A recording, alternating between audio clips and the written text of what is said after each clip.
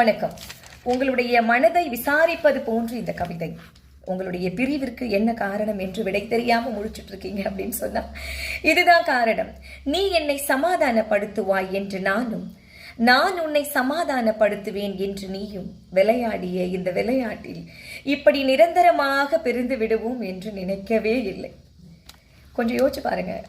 நமக்கு வந்துட்டு அவங்க மேல எந்த ஒரு வருத்தமும் கிடையாது, கசப்பும் கிடையாது, ஓகே, வெறுப்பு கிடையாது. இருந்தும் ஏன் இந்த பிரிவு இன்னும் கண்டினியூ ஆகிட்டே இருக்கு அப்படின்னா அவங்க வந்து சமாதானப்படுத்தட்டும் அப்படின்னு நினைக்கிறதுனால தான். சரி, இங்கே பாருங்க, லைஃப் வந்துட்டு ஒரு முறை மட்டும்தான். ஓகே, நம்மளே இறங்கி போய் பேசுறதுனால அவங்க மனசுல இன்னும் உயர்வோம். அவங்க மனசுல உயர்றோம் தாழ்றோம், அது வேற விஷயம். ஓகே, உங்களுக்கு பிடிச்சிருக்குல்ல, போயிட்டு பேசிடுங்க, தப்பே கிடையாது. ஓகே, இது அதாவது 99.9% பிரிவுக்கு காரணம் யாரு முதல்ல வந்து சமாதானப்படுத்துவாங்க அப்படின்னு இன்னும் எதிர்பார்த்துட்டு இருக்கிறதுனால தான். ஓகே, போயிட்டு பேசுங்களே, சரியாயிடும். ரைட்?